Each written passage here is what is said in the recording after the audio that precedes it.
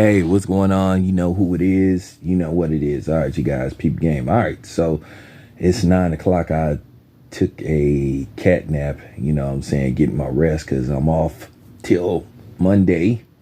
So I'm taking full advantage of my rest. So, I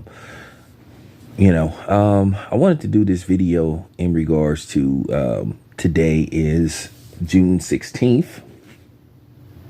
2023.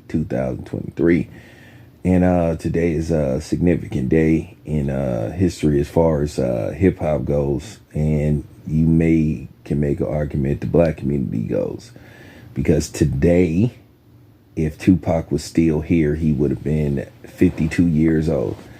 And to think that Tupac has been gone for almost 30 years and the impact that he still has just on hip hop and, maybe society as a whole. And it's kind of funny. You look at all these highlights of him just doing, interviews and speaking and talking on subjects that went on in the black community, to think that he did all this before the age of 25. And it kind of makes you wonder, had Tupac had lived to be the age he would be now if he was still here, you kind of wonder what type of impact he would have. And I think, there were a lot of questions that was still remaining, unanswered about Tupac. But now, based off the fact, and I want to give props to his father, his biological father, Billy Garland, for basically filling in some blanks that had a lot of people wondering, well, what about this and what about that? And I highly recommend you watch this interview with Tupac's biological father, Billy Garland, and The Art of Dialogue. When I say it's an impactful interview, because basically you got to hear his side of the story. And I don't know how much, he was compensated for that interview, because you got to think that he was compensated for a long, lengthy interview. And that's fine. And and that's fine. And he should,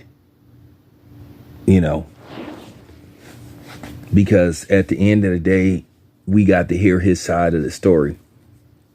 And, I don't want to make this about going in on Tupac's mother, because at the end of the day, she's not here to defend herself. But at the same time, it would be some questions that you would have to ask her, because basically a lot of his answers kind of connects with some of the stuff that you heard about him. And he pulled out the receipts. He pulled out some receipts, some letters that he had from Tupac. And apparently Tupac was made to believe that this man was deceased, and he wasn't.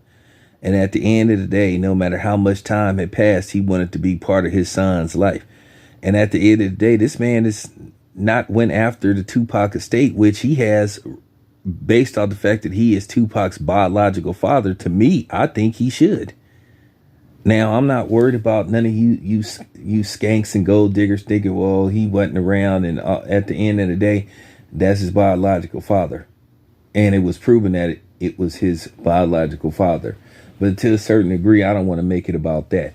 But I just love the fact that, now we got some answers, and we got to hear this man's side of the story about what happened with him and Afeni Shakur. And as you start digging and doing more research on Afeni Shakur, you kind of starting to think that she wasn't the person that she pretended to be, and she held back a lot of information pertaining to Tupac. And then when you do further research, you find out that, well, she might have not been the most honest person in the world. And that basically how Tupac was conceived, that she basically already had somebody that she was supposed to be married to, and basically it appears that she stepped out on him.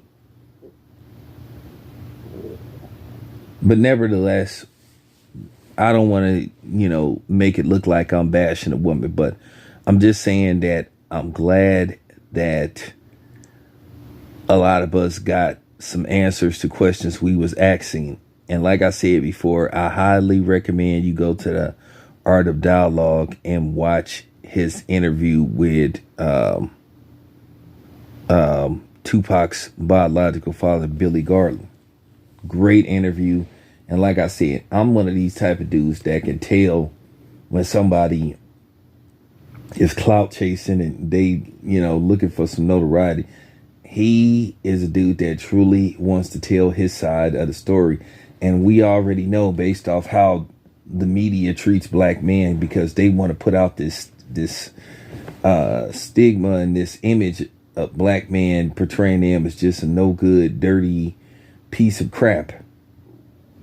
And I think more people should have reached out to this man. But like I said before, in mainstream media, it's about generalizing and pushing the narrative and putting a dark cloud around pretty much black men. This is a media trick that has went on for decades. You can pretty much say over, you could say over a half a century, going on a century. Well, you could say pretty much a century, because they've been demonizing black men since slavery ended. So I'm glad, like I said, we got some answers, and I highly recommend you go watch this interview and hear his side of the story, hear his truth. And I could tell that most of the stuff that he was saying was factual or truthful. And at the same time, he said himself, he didn't just strictly blame it all on her. He took accountability. He said, hey, maybe he should have fought harder to find him and see him. So he took his accountability, but he said at the end of the day, him and Tupac had a great relationship and was building a great relationship up until his passing. And you kind of think, if Tupac was still here, and based off the fact he would have had his father in his life, what type of person he would have developed into. Keep in mind, he was only 25 when he passed away. So it makes you just say, wow. Like I keep saying, this miffed up black women thinking that they're better men than black men, I just want to tell y'all, take it however you want. You're sadly fucking mistaken. You're not. And to a certain degree, based off how black men are now and what they became, a lot of it is your fault, and you just gonna have to take ownership of that, because you want to take all the credit if it goes good to your perspective. And basically that also comes down to how you define good. Like I said, it's a fact in most cases, when a person, in particularly black children, come from a 2-parent household, the better are they turn out to be. So, I just wanted to say that. Just wanted to say, happy 52nd birthday to Tupac. So I also wanted to, speak on this. But once again, go watch the interview with Tupac's biological father, Billy Garland, on the Art of Dialogue. It's a great interview. It's been broken down into segments, so you could tell it was a lengthy interview. So probably the interview was about 2.5, 3 hours, maybe. It was a very lengthy interview because it's been quite a few parts to it. But nevertheless, it's your boy Town. I'm out.